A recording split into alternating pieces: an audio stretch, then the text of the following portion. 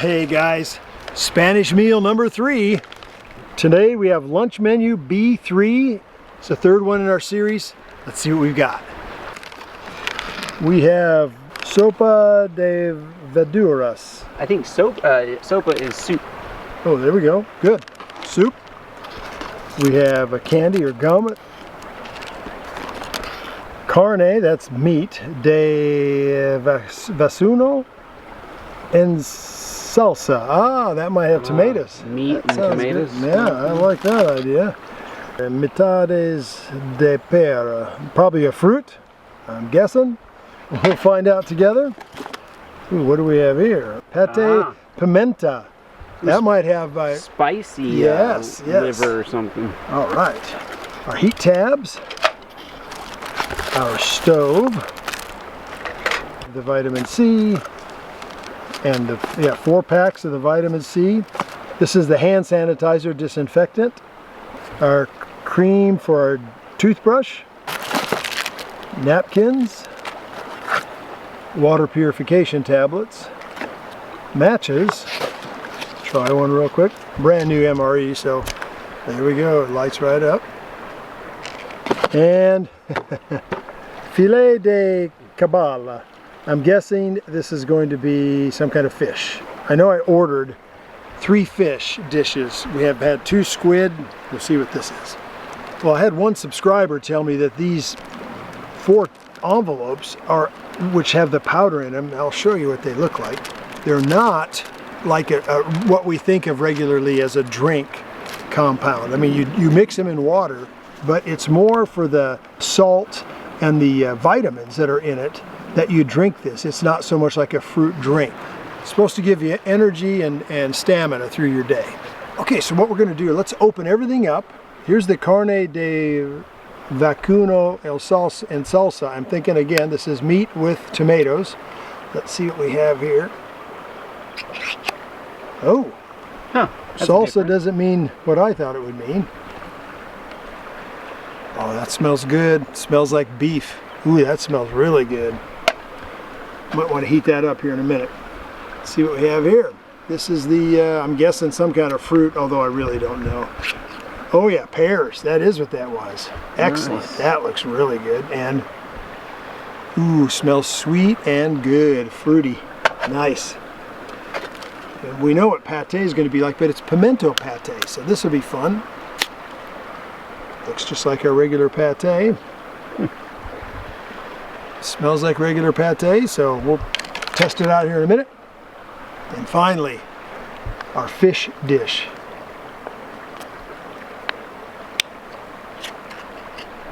Ooh.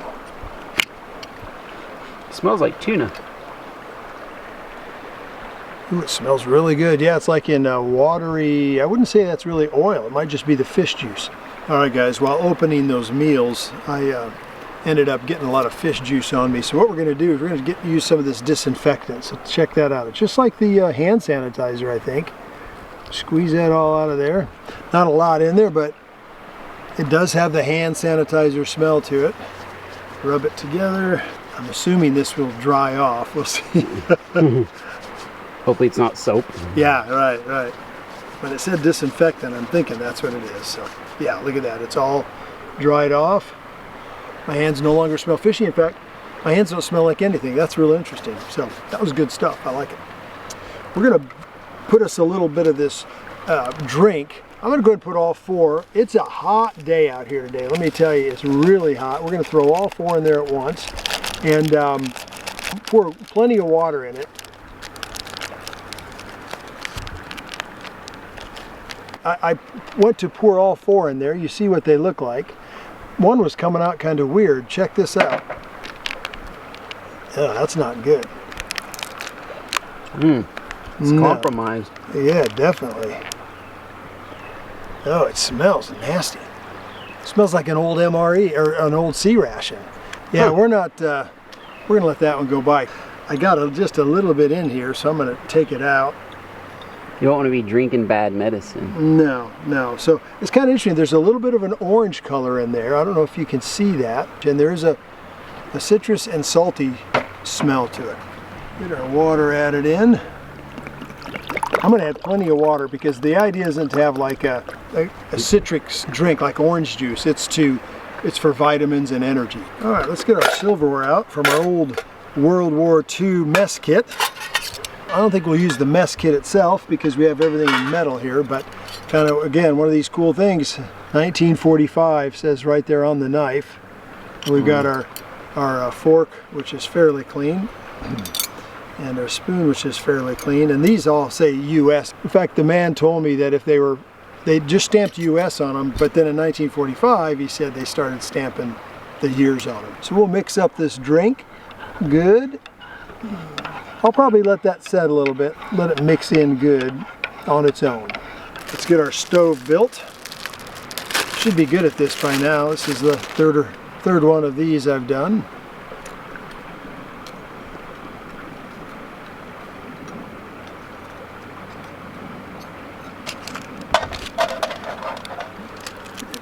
See how our canned meat will sit right on top of it. Look at that. That's going to work out perfectly.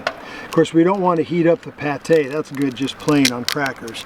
And then what we do with these heat tabs, before we pop them out, people have told me just snap them. And I just popped it just a little bit. Now what we do is, it's a real light aluminum on the top, and those will just go right out of the packaging, right onto the stove. There we go, well lit. That's a good tip. Yeah, that's a good thing there. Put our meat right on top. Look at that. We'll kind of watch that. It'll start bubbling here in a bit. And we might find out as it gets warm and we put our fork in there, there may be some potatoes or something else in there. We'll see here in a minute. Father in heaven, I appreciate our day. Thank you for this food. I ask you to bless it to my body now. In Christ's name, amen. Well, what we found out from other folks, they get issued crackers in the morning. When they go pick up their C rations or MREs, they get issued crackers right away, and then they have those throughout the day. So I brought down some saltines, we've got some wheat thins, and we're going to get this party started with some pate. The pate said pimento on it. I don't see anything unusual compared to the other pate we've had. Looks like brown schwager, and it doesn't smell any different. So I think it's probably just going to be the Italian version of pate. That's good. I'll tell you what, if you haven't tried pate, truly, you got to give it a whirl. That smells kind of bad. I've never noticed it smelling bad. More and more of those. I'm going to try one of those with the wheat thin. You know, I might not have ever smelled the fumes before, but those fumes are really nasty. You wouldn't want to have that in a tent. I guarantee you that. Let's have a little more pate, really loaded up on this wheat thin here. Man, a good cracker. Pate is just pureed meat, right? Well, it's liver. Pureed liver. Organ meat, yeah. I think it depends on who's making it and everything, but it's a mixture. Mostly liver, but I think it has some other, you know, maybe lips or something, you know, some other heart, or I don't know what all it has in it, but it's good. It tastes good. If you like that kind of thing. We do want to cleanse the old palate on this because we're going to try some pears next. There we go. All right. Just from one good thing to the next. I'll tell you what a life. Now we've got the pears look like they're in half. Those are good looking pears too. Now for me, I don't like a real firm pear. Let's see what this is like.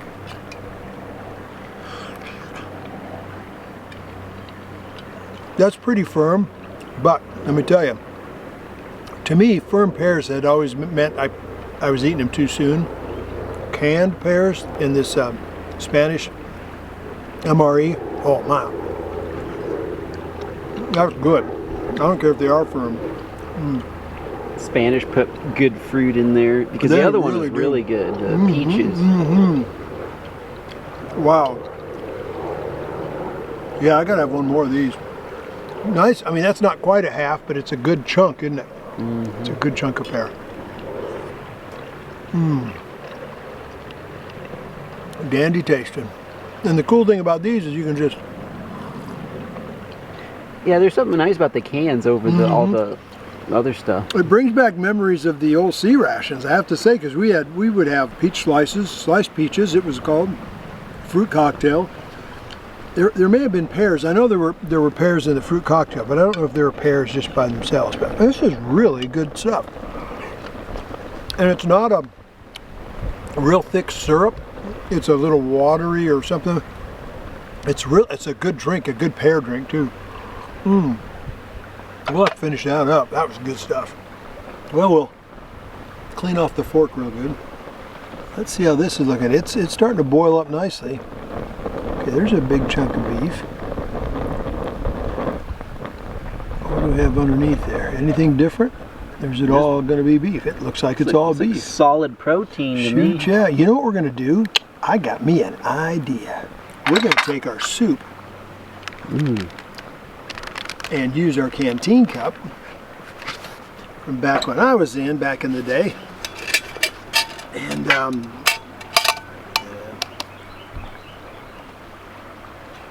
we'll add a little water. This is going to be fun. It's about a quarter canteen cup because we're going to add the beef to it too, that meat.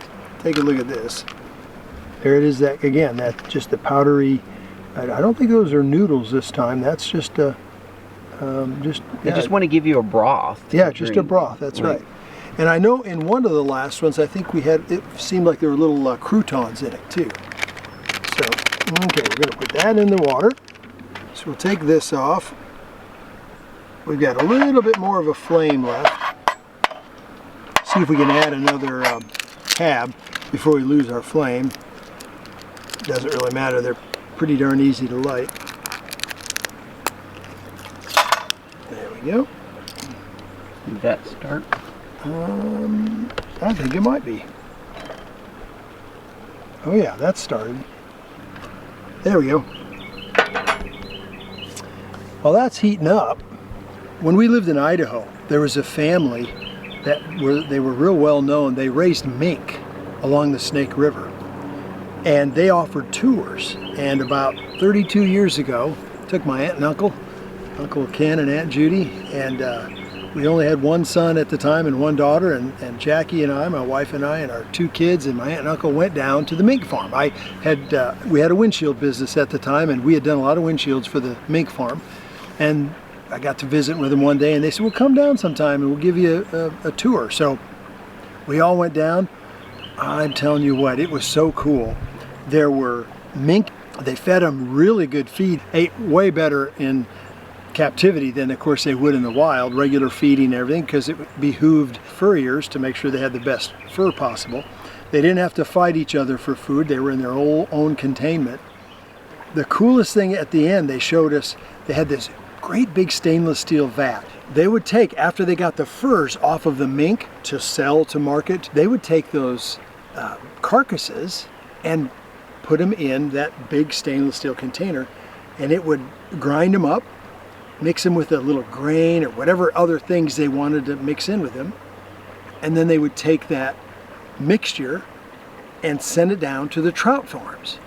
And the trout farms, they would pelletize it, and they would feed they would feed mink to the trout. So then the trout companies would take the fish and run them through their machines that did the filleting, zip right down the side, gets a perfect fillet every time, goes to market, goes to the restaurants. Well, those trout were eating the mink carcasses. Then they turned around and took the trout guts and the trout leftovers, ground them up down at the trout farm, and sent them up back in pellet form to the mink farm. So it was this whole, I guess you could say, circle of life kind of a thing. One of those circle of life kind of things. And I thought that was some of the coolest business practices I've ever heard about, because they developed all that on their own. They talked to each other, and they had a problem, what do we do with the mink carcasses? They have a problem, what do we do with the trout carcasses? and they worked together, and both were able to help each other. That was just a great example of American ingenuity and business working together. So thought you might enjoy that. Let's take a look at our soup here. It's definitely heating up good. Take that off and get that, a little bit of it stuck to the bottom. So unless that's just stuff from whatever I had last time. It's looking good. Then what we'll do is we'll taste a little bit of it, make sure it needs meat, and if it does, we'll add our meat to it.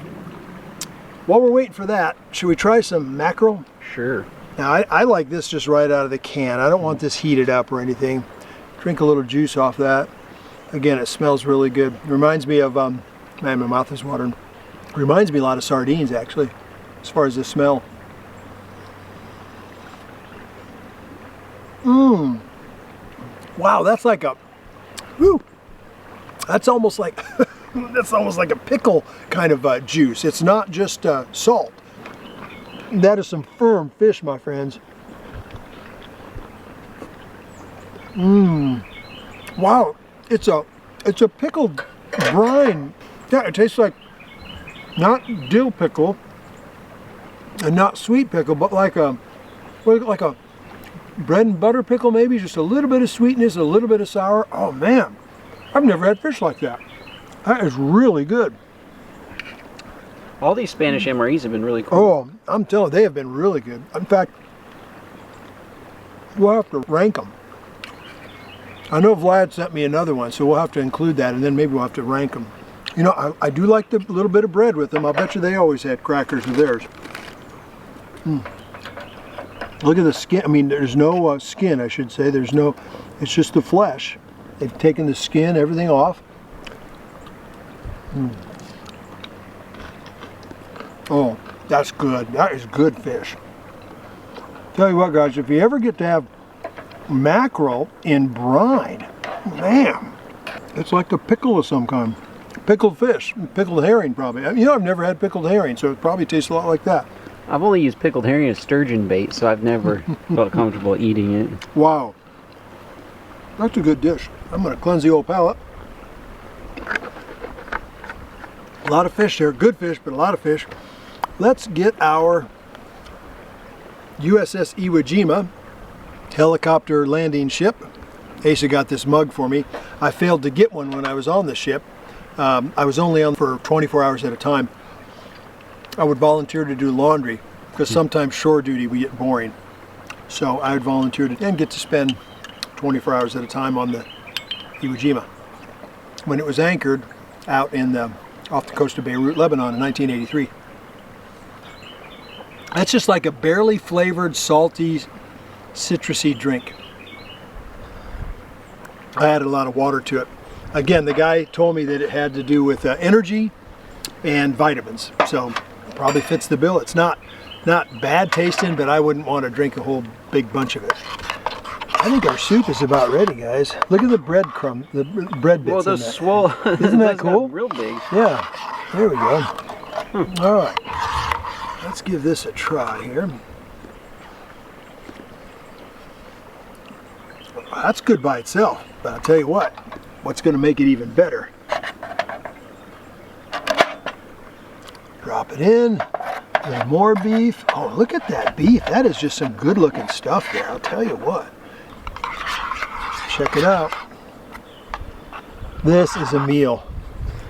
I kind of wish US MREs were like this. They have kind of a lot of frou-frou in them compared to these. Yeah. Ooh. Man. That is really good. You know what we're going to do too? Grab us a couple of crackers. Got some good salt on them. Add to those breadcrumbs there. Look at this. Check it out. This is the bomb right here, guys. Now,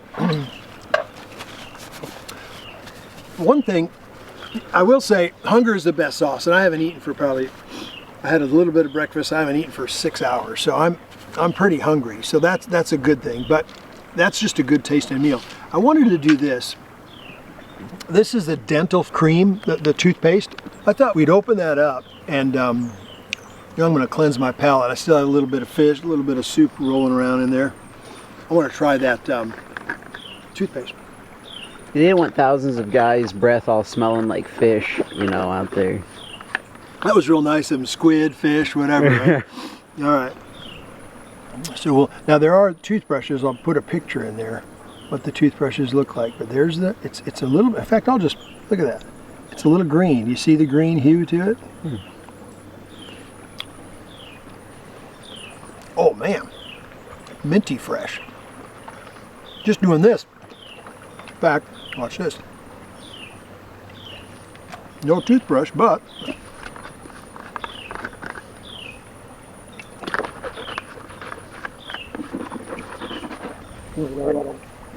it's not thick paste like Yeah. our, so you can use you it. can do the mouthwash. Wow.